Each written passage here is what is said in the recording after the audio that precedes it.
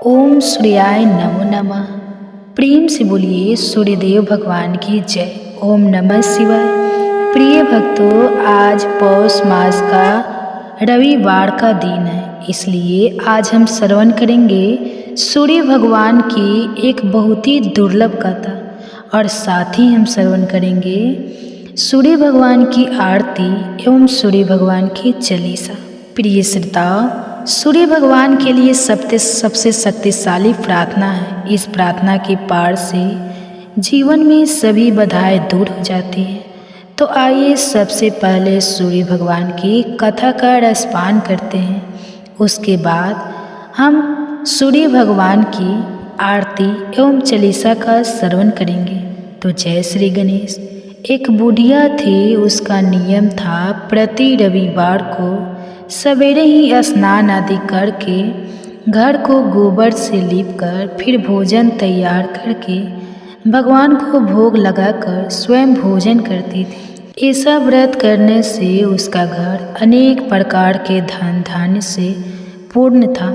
श्रीहरि की कृपा से घर में किसी प्रकार का बाधा या दुख नहीं था।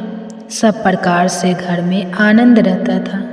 इस तरह कुछ दिन बीत जाने पर उसके एक पड़ोसन, जिसकी गौ का गोबर वह बुढ़िया लाया करती थी, सोचने लगे कि यह वृद्धा हमेशा मेरी गौ का गोबर ले जाती है, इसलिए अपनी गाय को घर के भीतर बांधने लग जाती। बुढ़िया को गोबर ना मिलने से रविवार के दिन वह अपने घर को नहीं लीप सकी, इसलिए उसने ना तो भोजन बनाया, न भगवान को भोग लगाया तथा स्वयं भी उसने भोजन नहीं किया। इस प्रकार उसने निराहार व्रत किया। रात्रि हो गई और वह भूख ही सो गई। रात्रि में भगवान ने उसे स्वप्न दिया और भोजन न बनाने तथा भोग न लगाने का कारण पूछा। वृद्धा ने गोबर ना मिलने का कारण सुनाया। तब भगवान ने कहा कि माता, हम तुमको ऐसी गौ देते हैं जिससे सभी इच्छाएं पूर्ण होती हैं, क्योंकि तुम हमेशा रविवार को गौ के गोबर से लीपकर भोजन बनाकर मेरा भोग लगाकर खुद भोजन करती हो। इससे मैं बहुत खुश होकर तुमको वरदान देता हूँ। निर्धन को धन और बाझ स्त्रियों को पुत्र देकर दुखों को दूर करता हूँ तथा अंत समय में मोक्ष देता हूँ। स्वप्न में ऐसा वरदान देकर भगवान तो अंतर ध्यान हो गए और वृद्धा की आँख खुली तो वह देखती है कि आंगन में एक अति सुंदर गौ और उसका बछड़ा बंधा हुआ है। वह गाय और बछड़े को देखकर बहुत खुश हुई और उसको घर के बाहर बांध दिया और वही खाने को चारा डाल दिया। जब उसके पड़ोसन बुढ़िया ने घर के बाहर एक अति सुंदर गौ और बछड़े को देखा तो द्वेष के कारण उसका हृदय जल उठा और उसने देखा कि गाय ने सोने का गोबर किया है, तो वह उस गाय का गोबर ले गई और अपनी गाय का गोबर उसकी जगह पर रख गई। वह नित्य प्रति ऐसा ही करती रही और सीधी सादी बुढ़िया को इसकी खबर नहीं होने दी। तब सर्वव्यापी ईश्वर ने सोचा कि चालाक पड़ोसन के कर्म से बुढ़िया ठगी जा रही है, तो ईश्वर ने संध्या के समय अपनी माया से बड़े जोर की आंधी चला दी। बूढ़ी ने अंधेरी के भय से अपनी गौ को भीतर बांध लिया। प्रातःकाल जब वृद्धा ने देखा कि गौ ने सोने का गोबर दिया है, तो उसके आश्चर्य की सीमा न रही और वह प्रतिदिन गौ को घर के भीतर ही बांधने लगी। उधर पड़ोसन ने देखा कि बुढ़िया गौ को घर के भीतर बांधने लगी है और उसका सोने का गोबर उठाने का दाव नहीं चलता, तो वह ईर्ष्या और ढाल से जल उठी और कुछ उपाय ना देखकर पड़ोसन ने उस देश के राजा की सभा में जाकर कहा, महाराज, मेरे पड़ोस में एक वृद्धा के पास ऐसी गौ है जो आप जैसे राजाओं के ही योग्य है। वह नित्य सोने का गोबर देती है। आप उस सोने से प्रजा का पालन करिए। वह वृद्धा इतने सोने का क्या करेगी? राजा ने यह बात सुनकर अपने दूतों को वृद्धा के घर से गौ लाने की आज्ञा दी। वृद्धा प्रातः ईश्वर का भोग लगाकर भोजन ग्रहण करने ही जा रही थी कि राजा के कर्मचारी गौ खोलकर ले गए। वृद्धा काफ़ी रोई चिल्लाई, किंतु कर्मचारियों के सामने कोई क्या कह सकता है। उस दिन वृद्धा गौ के वियोग में भोजन ना खा सकी और रात भर रो रो कर ईश्वर से गौ को पुनः पाने के लिए प्रार्थना करती रही। उधर राजा गौ को देखकर बहुत प्रसन्न हुआ, लेकिन सुबह जैसे ही वो उठा, सारा महल गोबर से भरा दिखाई देने लगा। राजा यह देखकर घबरा गया। भगवान ने रात्रि में राजा को स्वप्न में कहा कि हे राजा, गाय वृद्धा को लौटाने में ही तेरा भला है। उसके रविवार के व्रत से प्रसन्न होकर मैंने उसे यह गाय दी थी। प्रातः होते ही राजा ने वृद्धा को बुलाकर बहुत से धन के साथ सम्मानित सही गौ और लौटा दिया और उसके दुष्ट प्रसन्न को बुलाकर उसे उचित दंड दिया। इतना करने के बाद राजा के महल से गंदगी दूर हुई। उसी दिन से राजा ने नगरवासियों को आदेश दिया कि राज्य की कथा अपनी समस्त मनोकामना की पूर्ति के लिए रविवार का व्रत करो। व्रत करने से नगर के लोग सुखी जीवन व्यतीत करने लगे। कोई भी बीमारी तथा प्रकृति का क्रोध उस नगर पर नहीं होता था। सारी प्रजा सुख से रहने लगी। हे सूर्यदेव भगवान, जैसा आपने उस बुढ़िया को दिया, वैसा ही इस कथा को सुनने वाले, सुनाने वाले और हुंकारा भरने वाले को देना। तो प्रेम से बोलिए सूर्यदेव भगवान की जय, गौरी पुत्र गणेश की जय। आइए आप सभी मनोकामनाओं को पूर्ण करने वाली दूसरी कथा का श्रवण करते हैं। उसी व्यक्ति की सभी इच्छाएं पूरी होती है और जीवन में खुशहाली आती है। हिंदू धर्म में सूर्य देवता को अत्यंत महत्वपूर्ण माना गया है। सूर्य देवता ही एकमात्र ऐसे देवता है जिन्हें प्रत्यक्ष रूप से देखा जा सकता है। ऋग्वेद, यजुर्वेद और अर्थवेद में सूर्य देव की महिमा का वर्णन मिलता है। सूर्य की उपासना करने से शारीरिक और मानसिक स्वास्थ्य अच्छा रहता है। यह व्रत विशेष रूप से रविवार के दिन किया जाता है, क्योंकि यह दिन सूर्य देव को समर्पित होता है। रविवार व्रत की कथा हिंदू धर्म में सूर्य देवता को एक नगर में सुमित नाम का एक सूर्य देवता ही एकमात्र ऐसे देवता है जिन्हें प्रत्यक्ष रूप से देखा जा सकता है। उसका परिवार ऋग्वेद, यजुर्वेद और अर्थवेद में सूर्य देव की महिमा का धार्मिक प्रवृत्ति की थी। सूर्य की उपासना करने से शारीरिक और मानसिक व्यापार में बड़ा व्रत विशेष रूप से रविवार के दिन आर्थिक स्थिति बिगड़ने, क्योंकि यह दिन सूर्य देव को समर्पित और रिश्तेदार रविवार व्रत की बनाने लगे। पुराने समय की बात है, एक नगर में सुमित नाम का एक धनवान व्यापारी किसी संत के पास अत्यंत धर्म में और अपनी समस्या बताई। उस संत ने उसे कहा और तुम हर रविवार को उसकी विधि सूर्य देव का धार्मिक प्रवृत्ति की सूर्य देव की जीवन सुखमय, तुम्हारी सभी समस्याएं एक दिन व्यापारी ने व्यापार में बात मानी और हर धीरे धीरे उसकी आर्थिक स्थिति बिगड़ने लगी। वह सूर्योदय से पहले रिश्तेदार उससे दूरी बना सूर्य देव को जल अर्पित। व्यापारी अत्यंत दुखी और पूरे दिन व्रत रखता। धीरे धीरे उसकी आर्थिक स्थिति में सुधार होने लगा और व्यापार में लाभ होने लगा।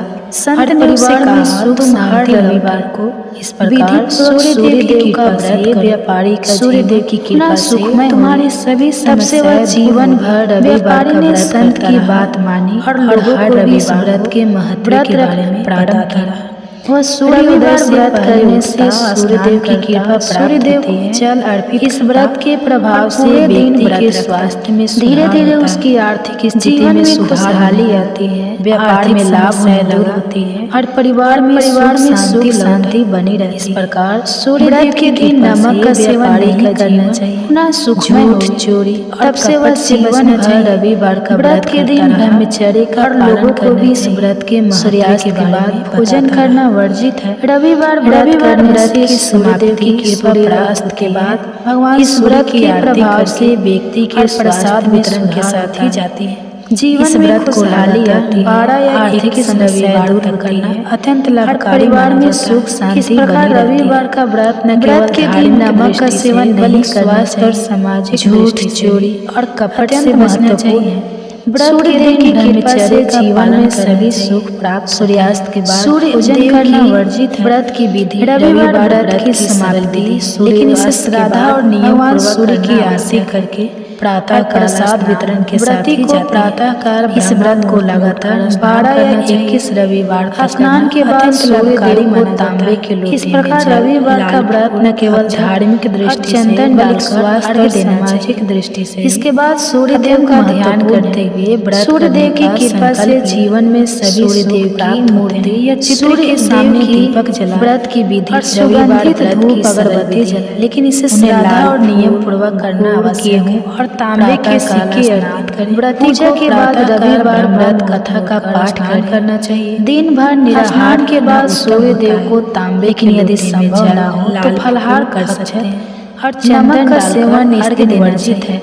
इसके बाद सूर्यदेव का ध्यान करते सूर्यदेव व्रत करने का संकल्प और उनकी आरती सूर्यदेव सनातन धर्म में चित्र के सामने दीपक जला एक विशेष सुगंधित धूप। इन दिनों में विभिन्न देवी देवताओं की आराधना की जाती है। गेहूं और रविवार का दिन भगवान सूर्यदेव पूजा के बाद रविवार व्रत सूर्यदेव का जीवन का मूल स्रोत। दिन भर निराहार रहना उत्तम और स्वास्थ्य का, लेकिन यदि संभव न हो तो फलाहार व्रत विशेष रूप से नमक का सेवन इस दिन वर्जित है।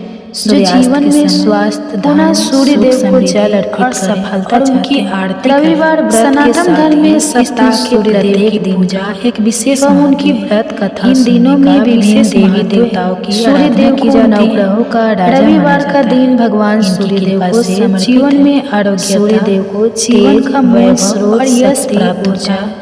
और जो व्यक्ति नियमित रूप से रविवार का व्रत विशेष रूप से उसे दीर्घायु के लिए महत्वपूर्ण जीवन में हर जो जीवन में स्वास्थ्य प्राप्त होते हैं। साथ ही यह व्रत सफलता के लिए भी लाभकारी। रविवार व्रत के साथ जो नौकरी, व्यवसाय और पारिवारिक जीवन में समस्याओं का सामना कर विशेष महत्व। रविवार सूर्यदेव विधि नवग्रहों का, लेकिन इसे पूरी श्रद्धा और नियम के साथ से जीवन में आरोग्य विधि इस प्रकार तेज वैभव और यश प्राप्त जल्दी उठकर जो व्यक्ति नियमित रूप से स्नान के बाद स्वच्छ वस्त्र धारण उसे दीर्घायु स्नान के पश्चात जीवन में हर प्रकार के समय जल प्राप्त होते हैं। उसे लाल चंदन लाल के लिए भी लाभकारी कर सूर्यदेव को जो नौकरी, व्यवसाय और पारिवारिक जीवन में समस्याओं का पूरे दिन व्रत का पालन। रविवार व्रत की विधि सरल, सूर्यदेव की मूर्ति श्रद्धा के सामने दीपक जलाना आवश्यक है। उन्हें लाल विधि लाल वस्त्र और गुड़ को प्रातः काल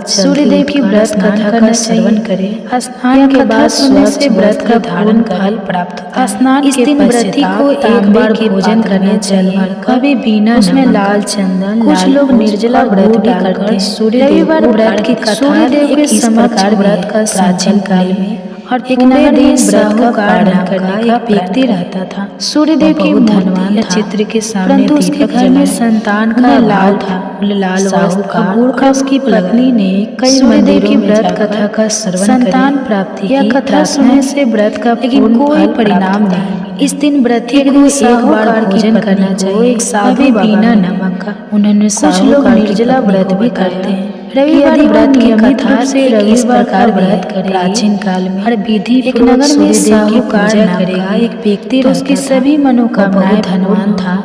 साधु ने यह भी संतान का भाव थे समय साहूकार रविवार व्रत की पत्नी ने कई मंदिरों में जाकर साहूकार की पत्नी ने साधु के बताए अनुसार लेकिन कोई रविवार का व्रत करना शुरू। एक दिन साहूकार की श्रद्धा और एक साधु बाबा सूर्यदेव की पूजा साहूकार की और हर रविवार व्रत कथा यदि वह नियमित रूप से धीरे धीरे उसके जीवन में सकारात्मक बदलाव सूर्यदेव की पूजा उसी समय में उसे संतान की मनोकामनाएं पूर्ण संतान प्राप्ति के बाद यह भी व्रत करना नहीं छोड़ा।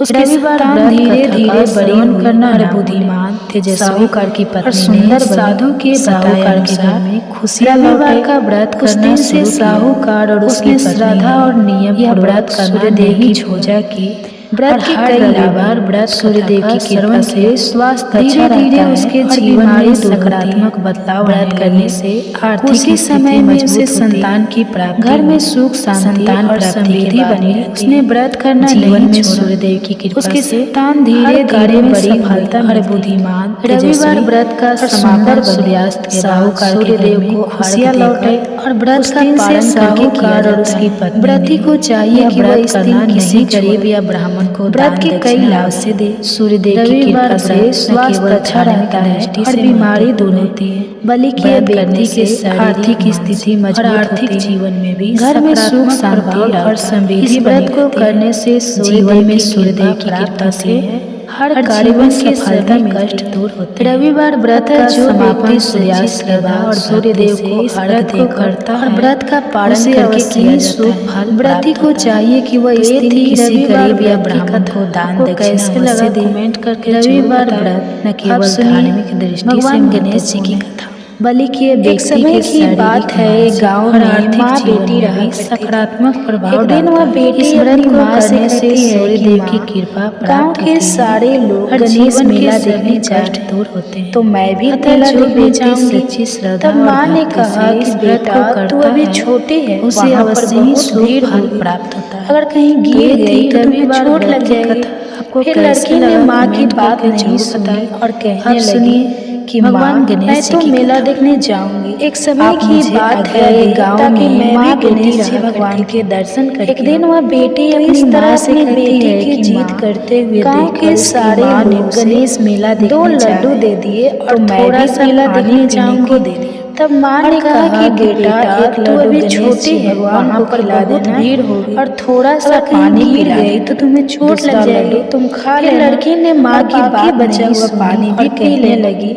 वापस आओगे तो मेला देखने जाम लग जाएगी। तो इस जगह लड़की अपनी माँ मैं भी गणेश जी भगवान के गणेश मेला देखने गए। तो इस तरह खत्म होने पर सारे गांव वाले वापस आ गए, लेकिन वह लड़की घर नहीं। 2 लड्डू मेले में जो गणेश जी की मूर्ति थी उसके पास हो जाकर बैठ गई और कहा कि बेटा गणेश जी एक लड्डू खा लो और पानी पी और थोड़ा सा पानी पिला और कहा है कि लड्डू और थोड़ा सा पानी आपके लिए, बाकी बचा हुआ दूसरा लड्डू पी लेना और बचे हुए पानी मेरे लिए। तब तक गणेश जी तो नहीं आए। थोड़ी देर बाद अपनी माँ की आज्ञा लेकर गणेश जी गणेश मेला देखने गए। आपको खाने के खत्म होने पर सारे गांव वाले वापस आ गए, लेकिन वह लड़की घर नहीं। इस तरह मेले में जो गणेश जी की मूर्ति थी उसके पास हो जाकर बैठ गए। कहते कहते सारी रात बीत गई। एक लड्डू खा लो और पानी, अगर मैंने एक लड्डू नहीं और कहा है कि लड्डू और थोड़ा सा पानी आपके लिए यहीं पर बैठ, दूसरा लड्डू और घर नहीं जाएगी, पानी मेरे लिए। सोचकर गणेश जी तो नहीं आए। थोड़ी देर बाद वह कहने लगी कि लाओ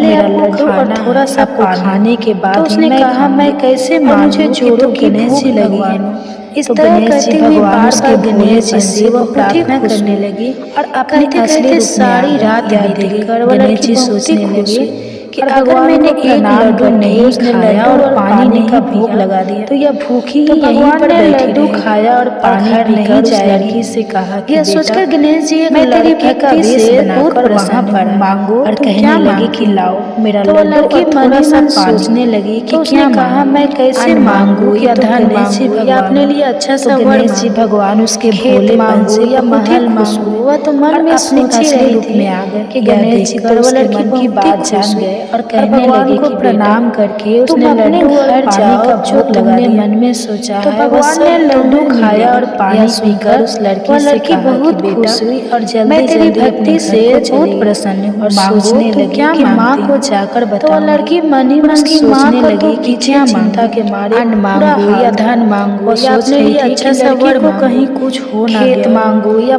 सारी रात उसी के इंतजार में रही थी।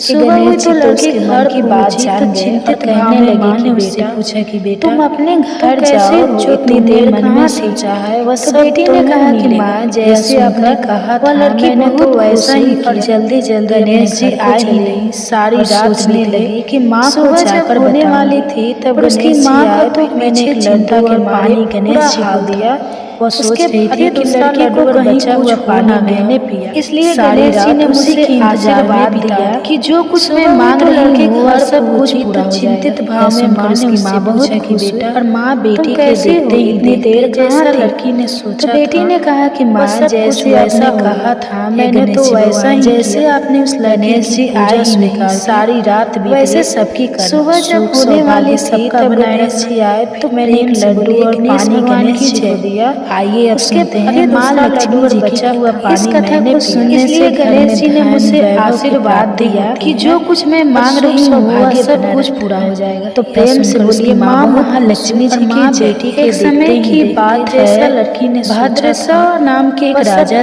वैसा बड़े ही प्रकारनी राजा जैसे अपनी का नाम सूरजा स्वीकार चंद्रिका था वैसे रानी देखने में बहुत ही सुंदर सबका लक्षण थी। तो पतिव्रता नारी भगवान की दोनों को आइए अब सुनते हैं माँ के बाद में कन्या का इस कथा को सुनने से वरदान के अनुसार उन्हें पहले 7 पुत्रों की प्राप्ति हुई। उसके बाद एक कन्या ने जन्म लिया। तो प्रेम से बोलिए माँ महालक्ष्मी बेटी का नाम श्याम की बात है। एक समय की बात है नाम के एक राजा के मन में आया कि मैं महल में जाकर राजा का राज प्रसाद में रहूं। इसके राजा को दुगुनी धन दौलत की प्राप्ति होगी और वह धन दौलत से अपनी प्रजा को और भी अधिक सुख दे पाए। दोनों को साथ अगर गरीब के घर में बाद में कन्या का तो स्वार्थी की तरह तो वरदान के अनुसार उन्हें पहले 7 पुत्रों की प्राप्ति हुई। उसके बाद एक कन्या ने ब्राह्मण स्त्री का रूप धारण किया ने अपनी बेटी का लाठी लेकर लाठी के सहारे धीरे धीरे रानी के महल के माँ लक्ष्मी जी के मन में आया कि मैं महल का रूप धारण किया था फिर भी उनके चेहरे पर राजा को दुगुनी धन दौलत की प्राप्ति हुई। एक दासी सामने आई और पूछने लगी अधिक कि आपका नाम क्या है, कौन से गांव से आई है, क्या काम करती है। तो वह तो स्वार्थी की तरह केवल अपने ऊपर ही वृद्ध ब्राह्मण का रूप धारी सोच के से महालक्ष्मी जी ने बेटी ब्राह्मण नाम का रूप धारण किया। मेरे पति का हाथ में लाठी लेकर लाठी के सहारे धीरे धीरे रानी पिछले जन्म में वैसे की उन्होंने बूढ़ी औरत का रूप धारण किया था। दरिद्रता के चेहरे पर घर में रोजाना झगड़े तेज था। उन्हें देखते ही पति दासी सामने आए और पूछने लगे तंग कि आपका नाम क्या है, कौन से गांव से आई है, क्या वन में खाली पेट भटकने आपका धर्म क्या है। मुझे इसके बुरी दशा पर दया आ गई और मैंने उसे संपत्ति देने वाली मेरा नाम श्री महालक्ष्मी जी की कथा का नाम भुवनेश्वर मेरे कहने वाली का महालक्ष्मी जी का हमारी रानी पिछले जन्म में से लक्ष्मी माता प्रसन्न हुई। वह वैसी गरीबी था दरिद्रता के कारण इनके घर में रोजाना झगड़े से भरे। बाद में पति रोज पत्नी अपने जीवन में सारे सुखों का भोग करते घर छोड़कर चलो को चले गए और वन में खाली पेट कारण वे पहले लक्ष्मी इसके दो दशा पर दया आ गई और मैंने महालक्ष्मी संपत्ति देने वाली श्री हजारों सालों तक उन्हें वहाँ पर मेरे कहने पर उसके बाद हमारी रानी का जन्म राजा जिसे रानी में माता प्रसन्न हुआ तो श्री महालक्ष्मी जी का व्रत करना उसका घर धन दौलत से मैं याद दिलाने आई हूँ। तो बाद में पति और पत्नी अपने जीवन में सारे नाम किया तथा श्री महालक्ष्मी का व्रत किस तरह किया जाता है लक्ष्मी व्रत के कारण वे पहले लक्ष्मी महालक्ष्मी जी ने दासी को उन्होंने जितने साल महालक्ष्मी जी का व्रत किया था इसके बाद उन्हें हजारों सालों तक उन्हें रानी को बताने के लिए उसके बाद हमारी रानी का जन्म राजा में घराने में भुवनेश्वरी का श्री महालक्ष्मी जी का व्रत तथा अधिकार की वजह से मैं याद दिलाने आई थी। तो बुढ़िया दासी द्वारा बताई गई बुढ़िया की बातें प्रणाम किया तथा श्री महालक्ष्मी का व्रत किस तरह राजा द्वार पर आई इसके बारे में बुढ़िया के रूप में आई श्री जी ने दासी को पूजा की विधि और व्रत की महिमा बताई कौन कौन से शब्द वह दासी माता को प्रणाम करके रानी बुढ़िया के रूप में माँ महालक्ष्मी राज वैभव में रानी की इस तरह नेश्वरी का बर्ताव को देखकर और अपने अनादर को देखकर अधिकार की वजह से ठहरना उचित नहीं समझा। वह सोचने लगी कि इससे बताई गई आप पर बहुत ही घमंड है मुझे यहाँ से चलना चला हो गई और बुढ़िया के राजा आई लक्ष्मी माता अपनी लाठी के सहारे धीरे धीरे महालक्ष्मी बाहर निकल और जंगल मारे न जाने कौन कौन से गांव के रास्ते में उन्हें राजकुमारी श्याम वाला बुढ़िया के रूप में माँ महालक्ष्मी बुढ़िया माई को देखते ही रानी की इस तरह माँ जी राम को देखकर और अपने अनादर को देखकर माँ से आई वहाँ ठहरना उचित नहीं समझा।